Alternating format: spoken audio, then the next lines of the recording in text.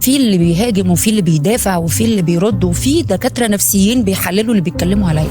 ليش يعني ممنوع تتجوزي مرة تانية؟ وكمان لابسة فستان فرح، ده ايه البجاحة دي؟ يا سلام، هو انا واخداه من دولابكم؟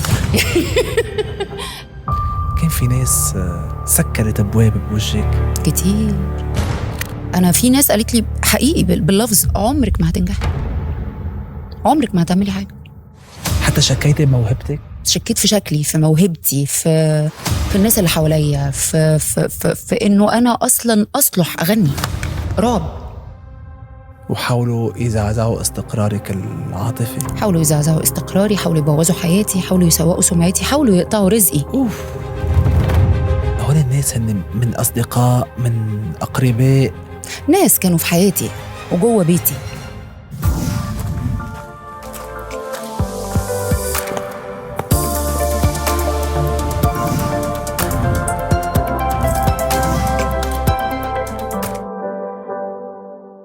الصوت الجميل يلي أنا وكتار بحبوه، ومننطر حفلاتك السولد أوت، ولكن مقل جدا بإطلالاتك. واليوم خصيتيني بحوار طويل.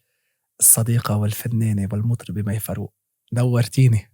ربنا يخليك والله يا محمد، أنا اللي من أشد المعجبين بالبرنامج. الله يحفظك. أبيض ولا أسود؟ أسود.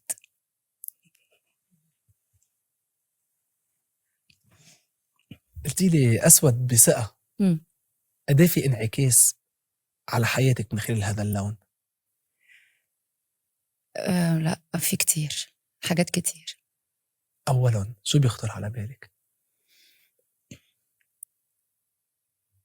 الفقد والوجع والظلم والأذى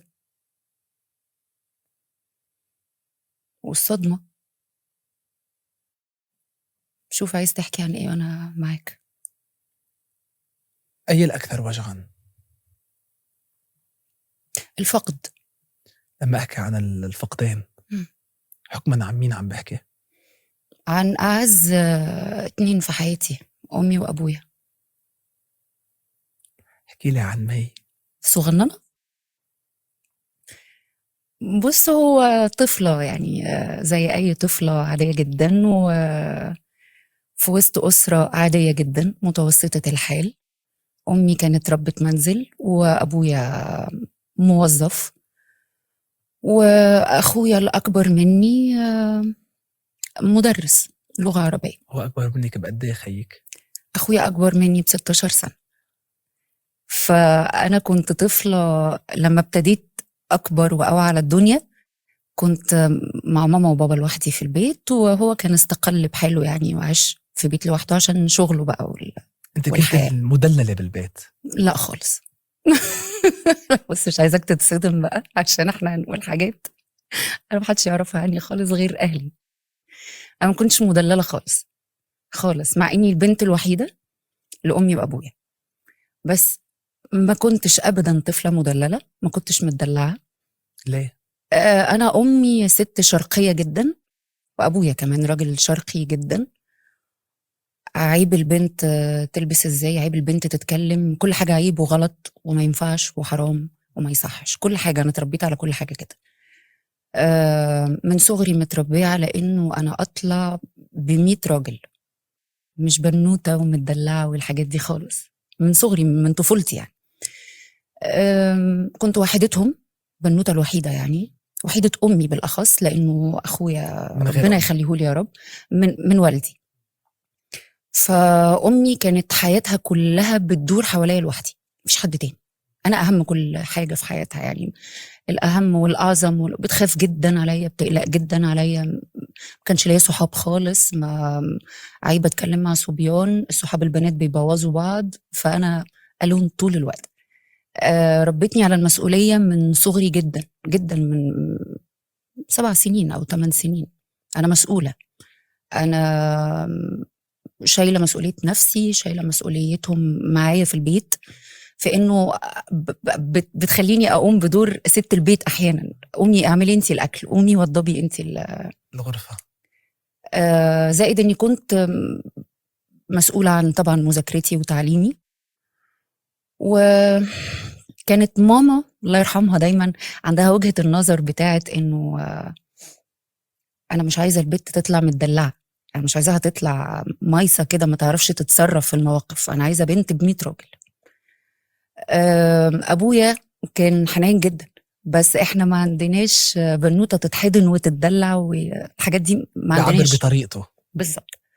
فمامتي كانت تربيتها ليا قد حبها وحنيتها الداخليه جدا اللي ما كانتش بتظهر لي كتير، قد ما انا من بره شايفه طول الوقت انسان جامد قوي عليا. فانا طلعت في بيت انا عارفه ان هم بيحبوني جدا، بس في نفس الوقت عندي شك انه هو ما بيحبونيش ولا ايه، هو ليه كده؟ ما انا طفله مش فاهمه حاجه يعني. فهمت الحب ده لما كبرت خالص. بس بدي ضلني انت وصغيره، هيدا الشك كيف كان ينعكس على مي الطفله؟ كنت عايشاه ومتأقلمة لأنه أمي وأبويا يعني أكتر 2 في الدنيا هيحبوني، محدش هيحبني قدهم مهما عدى عليا من بشر، هم أكتر ناس هتحبني، فأنا واثقة جدا إن هم هيحبوني أكتر حاجة، فده حب. بس أنا مش شاكة يعني، عاوزة أكتر. أنا عايزة أتحضن، أنا عايزة ماما دلعيني. أنا كنت دايما أقول لماما كده وأنا صغيرة، ولا ماما انت ليه ما بتدلعينيش، ليه ما بتحضنينيش كده قدام الناس؟ وتقولي ليه وانت عايزاني اطلع بنت مايعه ومتدلعه كده قدام الناس؟ انا عايزه بنت ناشفه. أقولك كانوا عم بيحضروك لشو جايه اكيد كانوا حاسين باللي هقابله في حياتي. كانت دايما ماما تقول لي احساس الام مختلف عن احساس اي حد تاني، فواضح ان هي كانت حاسه انا هقابل ايه في حياتي، او كانت حاسه ان هي هتسيبني صغيره فعايزه تجمدني شويه عشان اقدر اقابل المواقف يعني. عن أي عمر توفت الوالدة؟ قد كان عمرك؟ مامتي توفت وانا عمري 21 سنه، سنه 2004، 29/8/2004 توفت. هذه أول صدمة. غير متوقعه بالمره، لانه انا كنت من كتر ما شايفه امي جامده جدا، وامي هي اللي يعني هي وابويا اللي كانوا